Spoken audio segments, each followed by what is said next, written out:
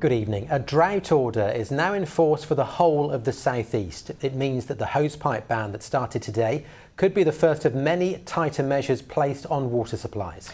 Meanwhile, since the amber extreme heat warning came into place yesterday, fire crews in Kent have had to battle more than 50 incidents and East Sussex more than 40. Well, Joe Coshan is live for us at Buell Water Reservoir this evening. Joe, how are levels where you are?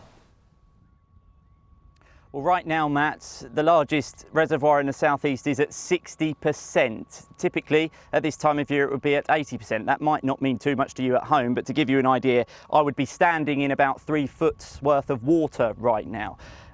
That gives you an indicator of why that drought order has been declared. It's just extremely dry and extremely hot right now. Hurstmonceau in East Sussex was the hottest place in the country at one point today, reaching 33.8 degrees. That was soon topped over in neighbouring West Sussex by Wiganholt, which reached 34 degrees. And it's going to get even hotter over the weekend. The Met Office is warning of an exceptional risk of fires spreading, which puts extra pressure on fire crews, and that drought order putting extra strain on businesses too.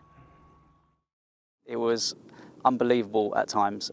We'd be fighting fires in certain areas and all of a sudden the sky would turn black with soot and ash. It was almost apocalyptic.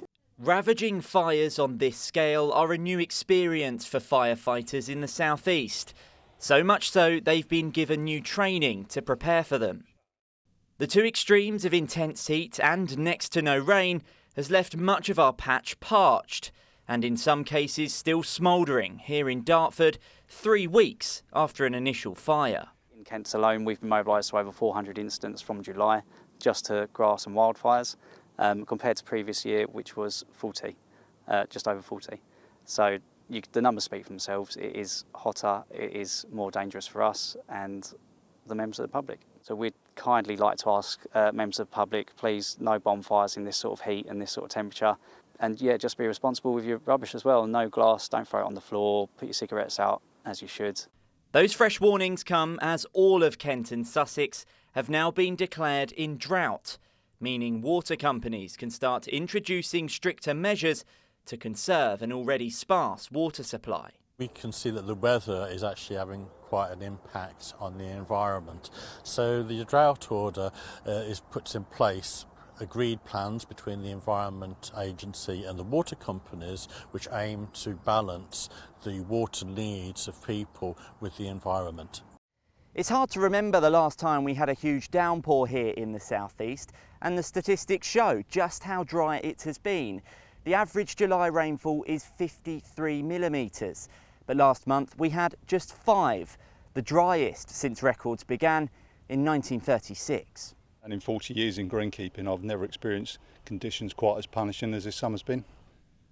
Greenkeepers at North Foreland Golf Club can normally rely on their reservoir to keep the course watered, but this year they can't. The concern for us would be around a drought order and the implications of that, which may well mean that we can't rely on mains water anymore and we'll be purely reliant on what's in the ground here and what comes out of our borehole, which is a small amount each day. And if that were to happen, then in the current situation with the heat that we've currently got, we've probably got about 10 days water left in here before we have to stop extracting from here because we've got a large fish population and obviously we're conscious of that as well, so we've got to maintain that. You can't budget for this, these acts of God, so it could run into tens of thousands really. It just depends when we get some rain, if we get some rain. But more scorching temperatures on the way mean it's less of a question of when or if, and more of a hope that the heavens will open soon. Well, let's go back to Joe. Joe, when you hear the word drought, we all know roughly what that means, but practically what does that mean? Well, you have to think of it, Matt, like a bit of a COVID tiered system, I guess. This is the most moderate stage right now, so there won't be an immediate impact on businesses. This will mainly affect households in the form of temporary orders, so it will depend on where you live, the water supply in your area, and the needs of the environment and on wildlife. So hosepipe bans we've already seen implemented in parts of our region. No filling up swimming pools and ponds, and no washing your cars really. Those essential domestic activities. The advice is to let your car get a little bit grubby, or you could face a fine of £1,000. Now, there's warnings from the Environment Agency that this drought could be in place until next year. There's worries about what Buell water could look like in the months of March and April next year because of the lack of rainfall. They say they need a good few weeks of rain to get back to a decent level. So decisions could be made by individual water companies to introduce stricter measures, which would be unprecedented. OK, Joe, for the time being, thank you very much indeed.